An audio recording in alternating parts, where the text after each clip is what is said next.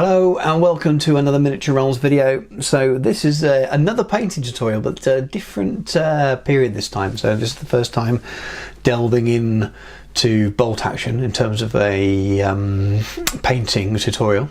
A few days, weeks, depending on when you're watching this ago, I showed the first models that I completed for my British 8th Army project. There's a project vlog on this channel for that project, and there's been on some unboxings and things related to it as well. I've had a few requests to sort of show how I painted the models that I did. I already had it planned, but this is the first video really, so I'm just going to sort of show the process that I use to get the scheme that I did on that miniature, and we'll take you right through from start to finish. I will speed up parts just to keep the length of the video down a little bit. I'll cut away when there's drying times and things like that, but I will try to sort of give a bit of the experience of the whole thing. So this is a Warlord Games plastic British 8th Army miniature, primed black to start with. I quite often work with zenithal priming before I go on to paint the miniature, and that basically means producing the appearance of light top down on the miniature, or nearly top down, maybe from a slight angle.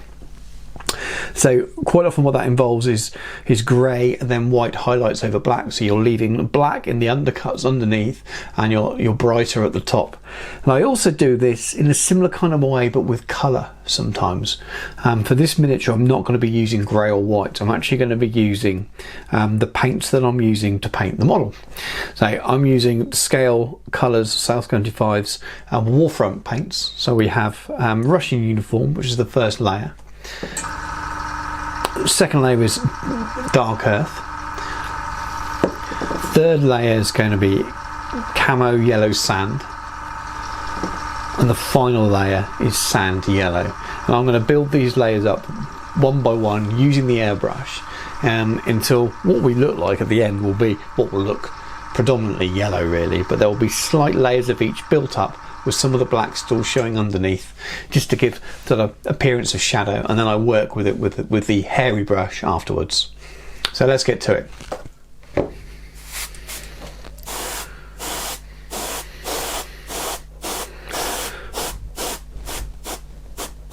Very small controlled strokes,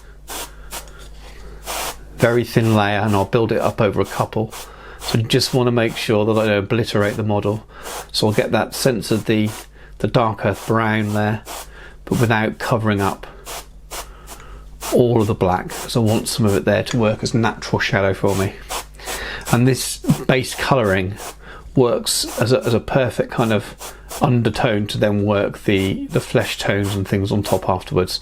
It gives you everything you need, and because so much of the miniature is this kind of 8th Army desert uniform, that it makes it quite easy to quickly get through quite a few of them.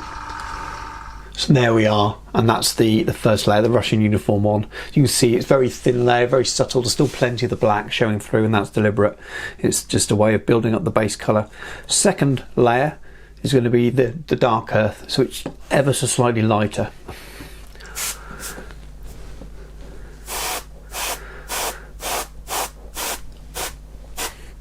Again, being really gentle. Top down as much as possible, because you don't want to obliterate all of the Russian uniform colour you put on, but most of it will be hidden. I'm not worried at all about the overspill onto the base, because they're in a dusty environment, a desert environment, and it works perfectly with what I do for the basing later as well.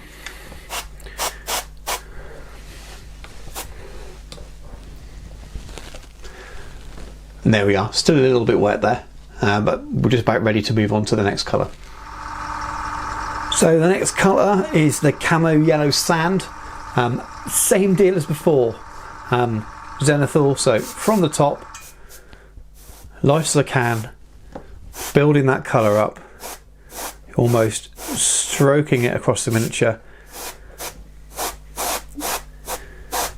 building up that natural shadow effect. It's almost like you're dusting it on.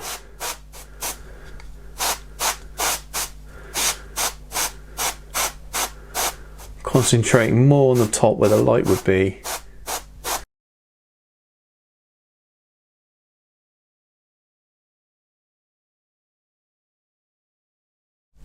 So the final stage is the sand, the yellow. Same drill,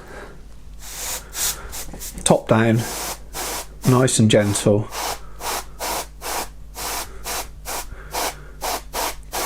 This is your final dusting. So I'm probably a little bit more careful with this one, deliberately not aiming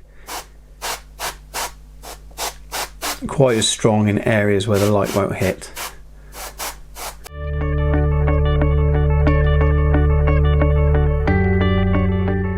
And here we are, all those 4 layers. It's looking a little bit light, especially in the camera. It doesn't look quite the same as it does to the eye, but you've essentially got there those 4 layers, semi-zenithal, so you've got some shadow in there built in.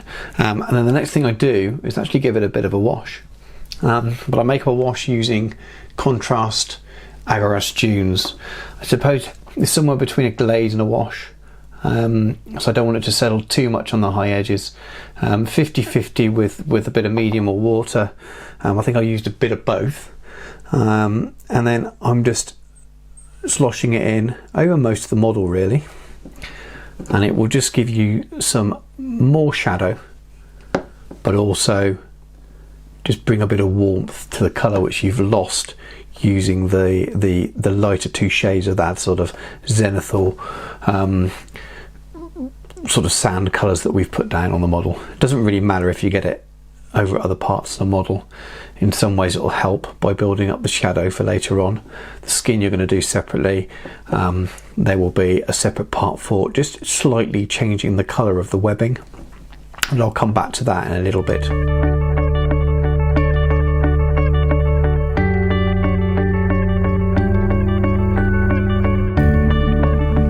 So there we go. Took a little bit of drying. Looks a bit messy, as you'd expect, but it's just given a bit of a warmth to the overall model.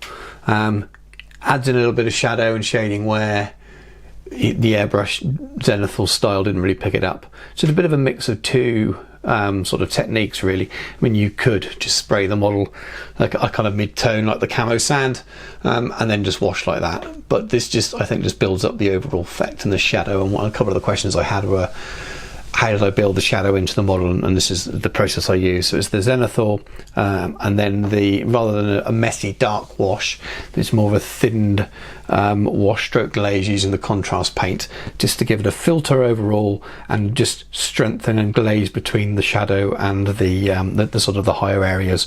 Right then, so the next thing to do is to work on the webbing. The webbing's a little bit tricky because many pictures is exactly the same colour as the main uniform, and others it looks quite green. I think it may vary from theatre to theatre. I think by the time you get towards the Mediterranean, maybe more green, but I'm not an expert on Second World War at all, and I only had a sort of cursory look. So I tried to do something that's somewhere in between that just makes the webbing stand out a little bit. So I'll probably speed up quite a lot of this because it'll be boring watching me painting the webbing on the whole of the miniature. But what I'm going to use is the Scale 75 Warfront Dark Earth, which is the second one on our little sort of process of 4 that we did earlier. Paint that in, and then I'm going to actually do a slightly thin wash of Skeleton Horde on it all as well, and that just gives a slightly different colour of it, and then I'll highlight them afterwards, but we'll come back to that stage.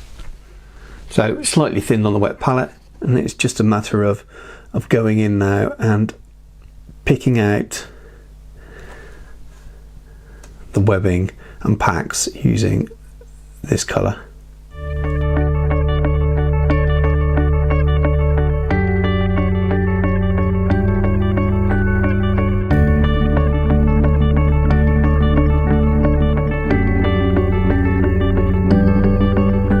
There we are, quite hard to see, but I've just added a layer of dark earth thinly over all the webbing, just to kind of put a new base back in, even though it's a colour we've already used as part of the original process, just to make it stand out slightly. And now using Skeleton Horde, which is slightly different to Agarose Dunes, a little bit thinner, it's not quite as dark. I'm just going to go over all the webbing again on top of the dark earth that we've just put in, and give it a bit of a wash, and we'll come back and highlight in a moment.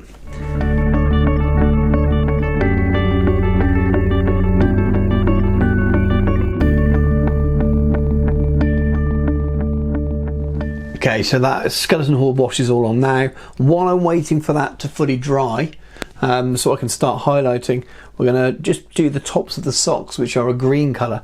So I'm using, from the same set, US green. I'm going to pop that around the top, and then once that's dry, I'll put a watered down layer of contrast Minotaur green, almost like a wash on top. So this is the scale 75 Warfront US green, just going around the top of the sock there.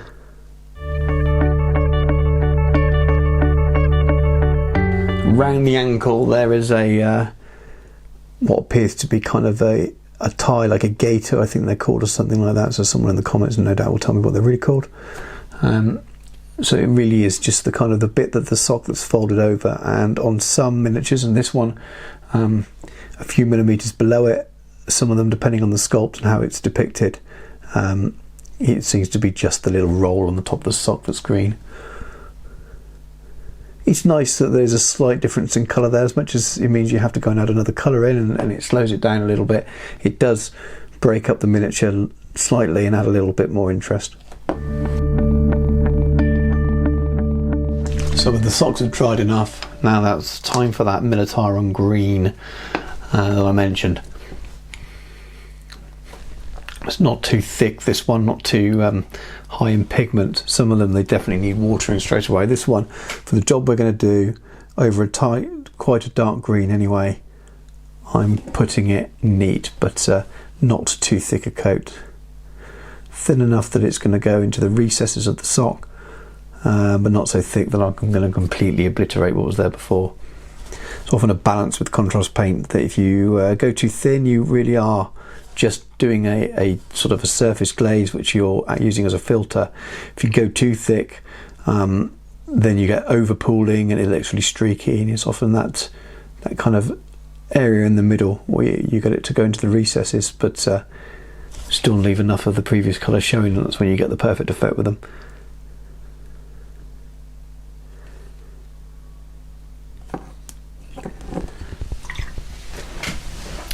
So there's a little bit of drying to do here, but we have, apart from the boots and the skin, of course, all the base colours down.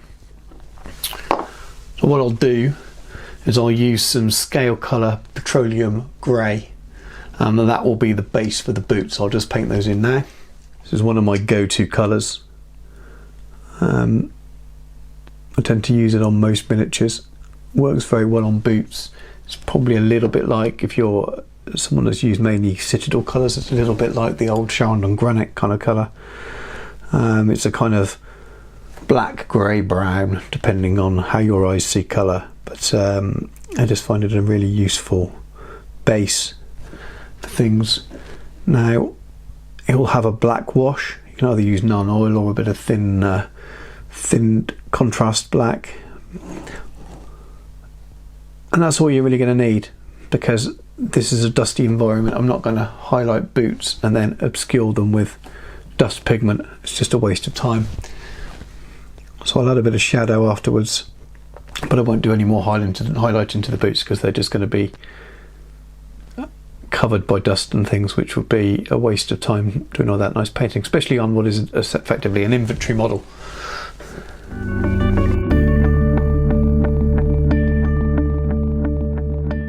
Okay, and there we have it. Base colours on everything apart from the skin. Still some wet. I'll have a quick closer look at it, see if I haven't missed anything while I've been working on the miniature. Obviously I haven't touched the gun yet either. I'll do that at the end, but I want to make sure that I finish now all of the main uniform parts. So essentially what we're going to do now, we're going to go into the highlighting stage. So the first thing I'm going to highlight, I'm actually going to go in and pick in the webbing. So we go back to dark earth to start with, which is the base colour before the wash, and then camo grey, which is the last of the 6 paints in the Warfront range that I haven't actually used yet on the model. So we'll go in and do those now.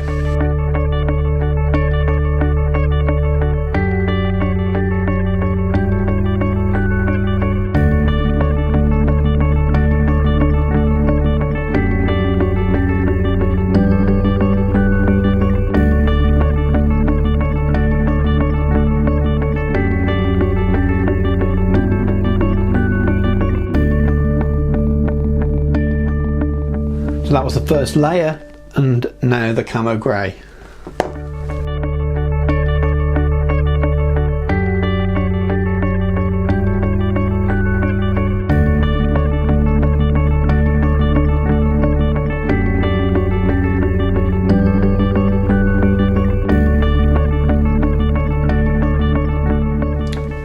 Right, well that was the webbing highlighted on the backs. It's very, very subtle. You probably see best on the backpack. I've left a little bit more dark at the top there and lighter at the bottom. But once we do the rest of the uniform, it looks right. So sometimes it's about trusting the process. So to highlight the main body of the uniform, we go back to the top two layers. So the yellow, the camo yellow sand first, and then the sand yellow afterwards. Again, this is obviously with the hairy brush rather than the airbrush. And we've obviously put these colours on before. We've toned them back with the glaze and the wash. And now it's time to really, really gently, well watered down, just go in and start to highlight. And I find that scale paints dry slightly translucent, so they'll look a little harsher when you first put them on, and as they dry it just seems to fade a little bit.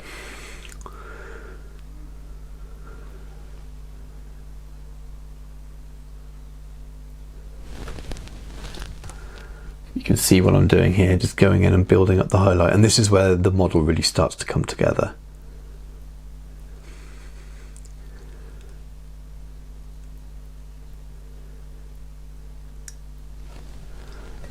This stage here is where it's, I think anyway, I think it starts to look the way it should do.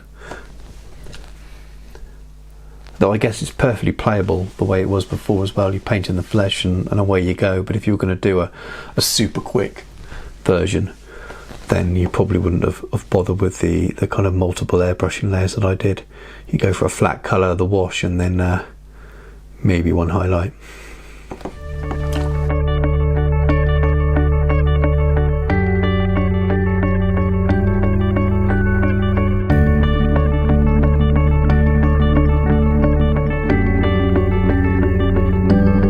There we go. So that is a highlight of camo yellow all over the miniature, all over the shorts, the shirt, the helmet, and the very lower part of the socks. Now, you really can leave it here and go onto the skin and the weapons and things now. You have multiple tones built up already, but I do like to give it that final highlight, and that's what we're going to do with the sand yellow. I just think that this makes it pop, and maybe less realistic in some ways, maybe a little bit more cartoony, which is something I don't want to do too much with bolt action, but I'll leave my extra gritty stuff to the tanks. I think for the miniatures, especially these warlord miniatures, they're obviously very much heroic scale, kind of chunky, whether the Perry ones are much more true 28s. So this kind of heroic scale are a little bit commando comic-esque anyway, so having a little bit of extra brightness in them isn't a bad thing at all.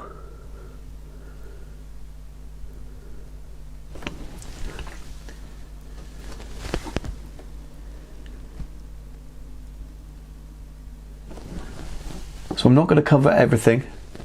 I'm definitely going to go along and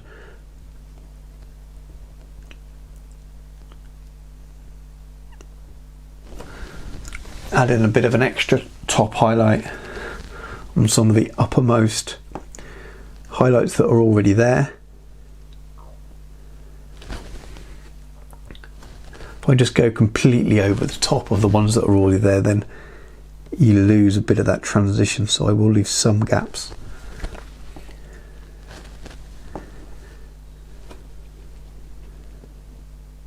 Hopefully you can see what I mean about it, just finishing it off and really adding that contrast in.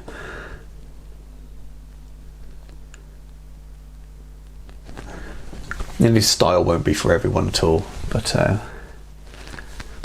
I quite like it. I think contrast is king in many ways, especially if you're trying to draw the eye of something that's quite small on the tabletop.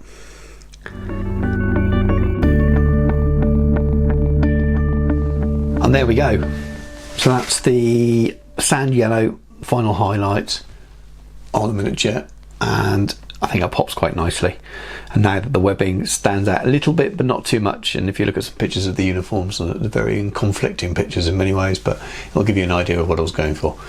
Okay, so we do need to highlight the tops of the socks slightly. So the way I'm going to do that is going back in with the US green, which was the base before the Militaro green wash that I put over.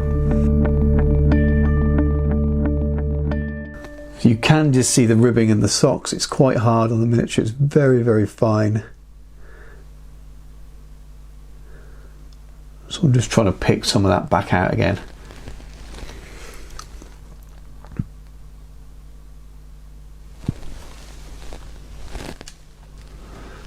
Okay, and then the final bit, back to the camo grey again. It's got a slight tinge of green to it, so it works really, really well. Just as a final little highlight. And again, you'll get some, I'll put some powders and things around the feet and areas so they won't stand out too much.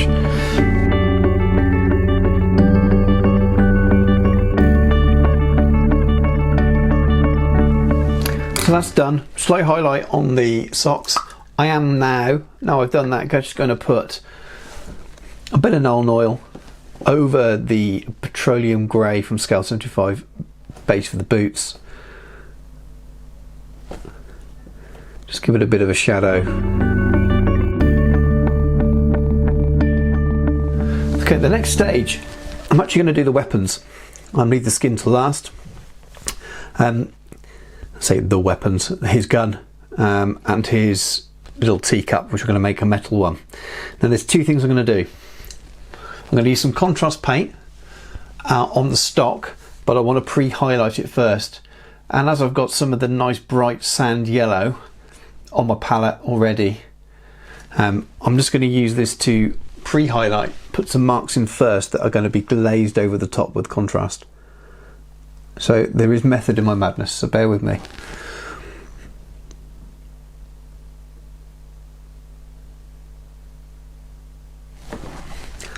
Just putting a couple of little hash marks in, little highlights, and what appears to be completely the wrong colour.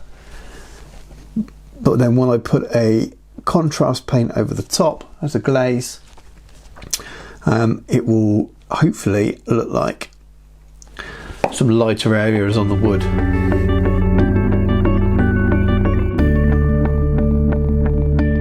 This is a great way of doing leather and things on miniatures as well. You can put little marks and scratches and things in, and then tone it down with a glaze afterwards. So you see I've added the strange kind of weird hash marks, and I'm going to go over it now with some contrast Seigel brown, and it's a really, really strong pigmented rich brown, so you definitely want to thin it. I find that I tend to thin it probably 3 parts water to 1 part of the contrast paint itself, otherwise it is just too strong, and you can build it up with layers. Obviously it depends on the application, what you're using it for. But when I go over the stock here, you can just see faintly the pre-highlights that I've put in. Hopefully that's showing up on camera.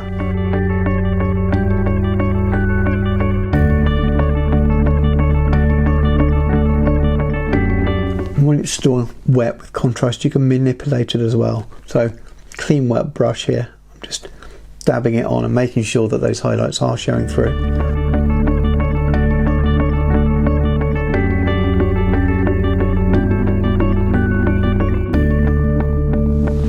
There we go. So I've just finished using the Seigel brown. You can just see there's a subtle highlight there. I may well go back and do a final highlight in a moment. I'm just going to put the metallics in first, and then we'll see how we go. So I'm just going to start the metallics, and I'm going to go in with black metal, scale colour paint. Again, really nice dark rich colour, and I'm just going to put it in on all the metallic parts.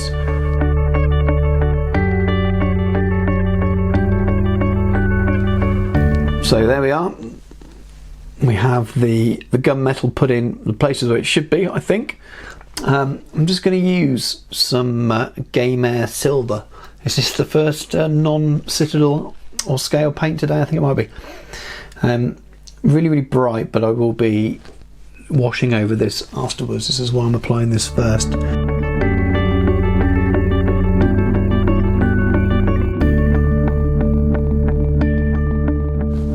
There we go. While I'm just waiting for that metallic to dry, I've decided I will go back and just add a little bit more highlight to the weapon stock. It's a bit darker than I wanted it to be. So I'm going to go back in with my sand yellow.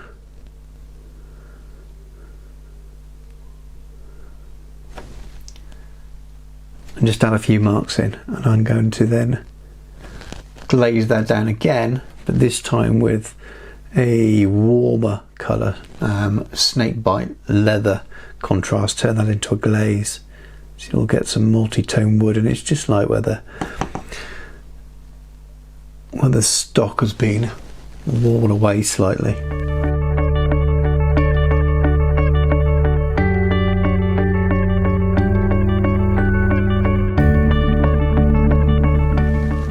So we go, lots of bright dots all over it again, and then we have contrast snakebite leather at the moment, 50-50 water, and again just go back over, and I'll do this with a couple of layers as it dries and tone it all down, and we just get a bit of a bit more tone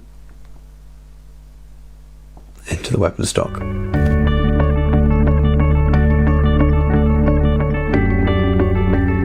A bit of non-oil just to tone the metallics down.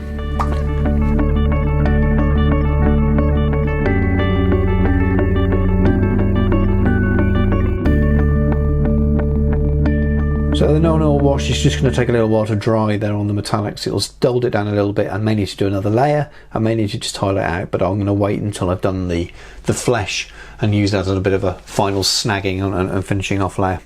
So now on to the flesh. I'm going to use the Vallejo Noctua range. You can pick these up in sets. There's a couple of flesh sets. So this is burned flesh as the dark, and then reddish flesh, medium flesh, and then we go on to the fairy flesh. I think these are lovely paints, slightly different to scale 75. They do still dry quite matte, but they go on a little bit smoother and a little bit more glossy, much more like citadel paint does rather than scale 75, which has its very unique properties. But it's basically now going in with the burned flesh, which is the darkest colour, and blocking in all of the flesh areas.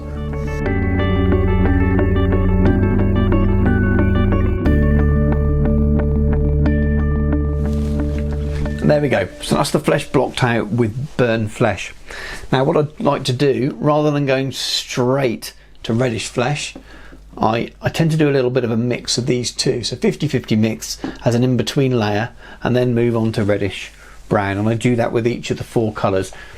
So you are technically adding 8 shades. It sounds like a lot of work, but what it actually I find does is makes it easier. So these colours don't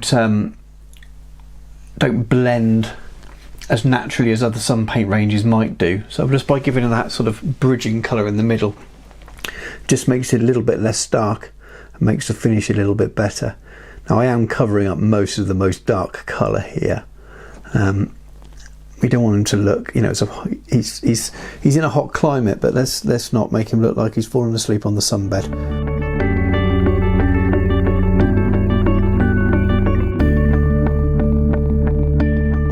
So that's with layer 2 then, so that's the 50-50 burned flesh and reddish flesh. And the next skin stage will be the pure reddish flesh. But I usually do something now to help with future pain. I do my eyes. And the reason I do that is because you can go in a little larger with the eye, but then fix it again and tidy it up using the base flesh colours, whereas if you've highlighted all the way to the top highlights of the flesh, it's very hard to do that, having to repaint the flesh. So not only is it saving you if you make a mistake, and it's very easy to make mistakes when you're painting eyes, it also gives the ability to go a little bit larger on the eye than you may need, knowing that you're going to paint the lid and things back around afterwards. So I will try and do this on camera. It's hard for me to get into the position that I normally do to do eyes with the way the camera's positioned, but we'll give it a go.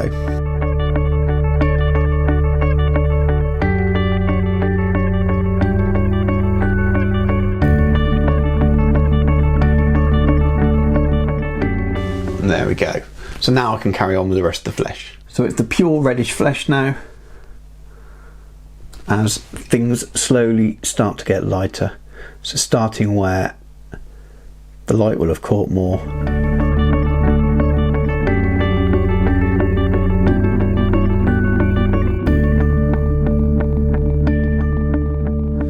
And there we go.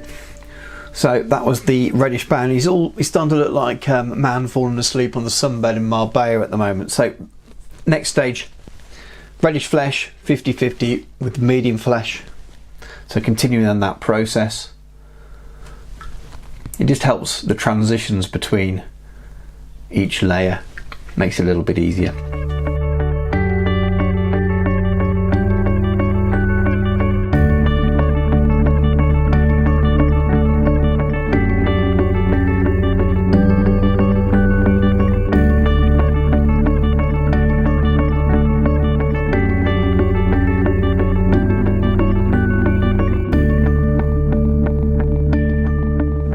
So we're really starting to come together now.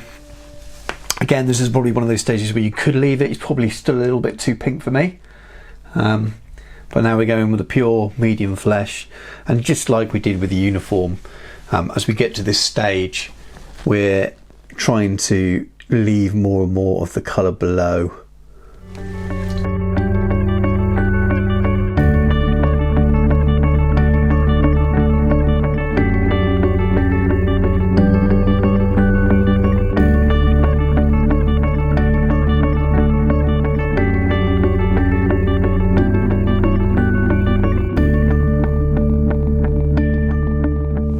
Okay, so that's the medium flesh on now with the fairy flesh. Some of it I'm going to put on almost direct now, and we are really just picking up some final highlights and things.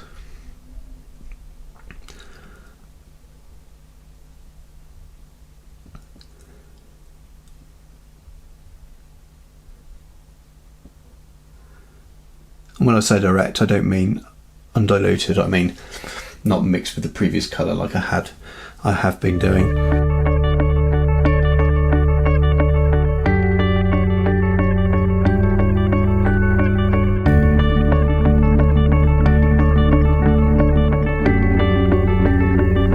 Now, apart from baiting, he's pretty much done. I like him to look like he's been in the wars a little bit, and a little bit of grit or something. I don't want to add loads of gore, because that's not very realistic at all, but occasionally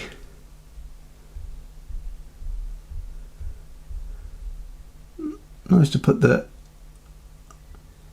smallest of grazes or something on.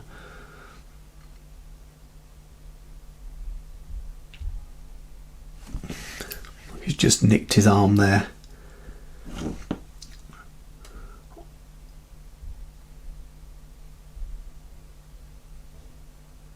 Onto rocks or something like that.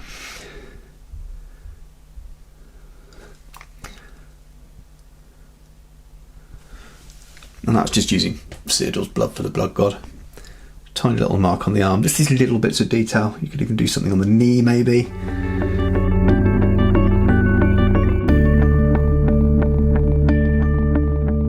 For me, that's just adding a little bit of life, not adding horrible amounts of gore or something. There's no hands cut off with blood spurting out all over the place. Right, so it's down to the basing now to get that finished. So we'll go on to those stages and I'll show you all the things I use for that. The first thing I'm going to use is Vallejo earth texture. Use this stuff a lot. This is the desert sand, funnily enough. Now, I've already got quite a lot on the base, and I didn't really discuss that at the beginning. So I deliberately glued the rocks, and there's a pack and things like that on the base to start with, knowing that there will be overspray in about the right colour that we need. Now this stuff will look really, really bright to start with. So I'm just blotting on a little bit of it where we didn't have anything. So where the was just empty base, just to fill out the gap a little bit more. Not worried too much about a little bit going on his boot, but I will get the worst off.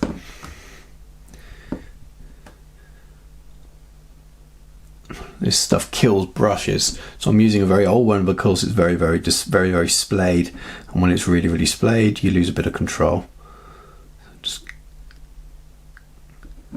adding a little bit in. There's already quite a lot on the base already in terms of broken up plaster of Paris that I use for rocks and things. One of the plastic sandbags. So that's on the base now. It's a really bright colour. It doesn't matter though, because we're going to add a wash to that to tone it all down, but that needs to dry first. So I've just added to the base a liberal coating of Agarash dunes. That'll just tie all the rocks together. It'll take a few minutes to dry, but once we do that, we start hitting it with the weathering powders. So the wash is now all dried on the base. It looks horrible and yellow and garish, but now we're going to tone it down. And what I use are pigments. So these ones are Vallejo pigments. We have 3 here. There is a yellow ochre, a light sienna, and a green earth. Now, green earth, as you can see, is almost a white colour. I think the mix of the 3 of them is pretty good for a desert kind of base. Now, pigments are odd. You can't really fix them. You can buy pigment fixer, which seems a bit of a contradiction to what I just said there. But you can never really truly fix them.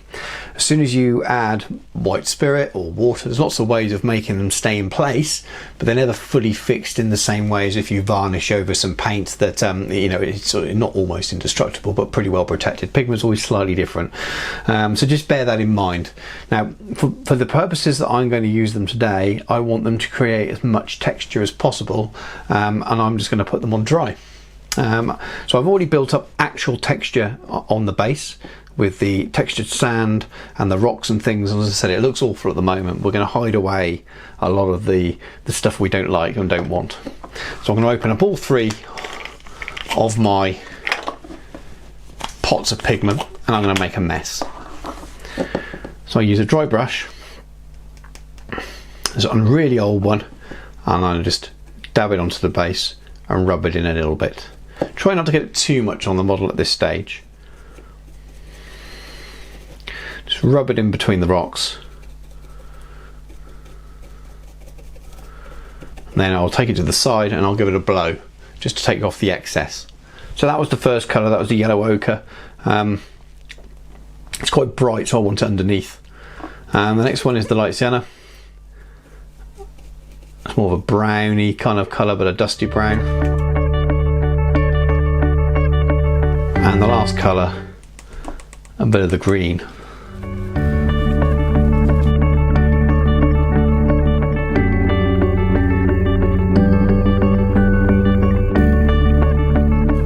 And you just keep adding more powder and going backwards and forwards, brushing most of the excess off until I'm happy that it looks like a dusty sort of desert ground underneath.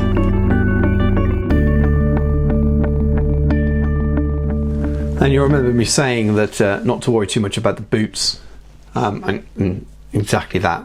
It's all over the boots, they look naturally dusty, so that's why I'm not worried about how many highlights and things I did on them. Now, it won't work with every single miniature you're doing, but in this kind of dusty environment, it's very clear that the sand and the dust is going to get everywhere. Right, so that looks pretty messy as it is still. It's the finishing touches that really make it work. So I'm going to add Tufts. Now the mat I've got from Geek Villain has some green patches on it. It's an LMA named mat actually. So this is Woodland Tuft.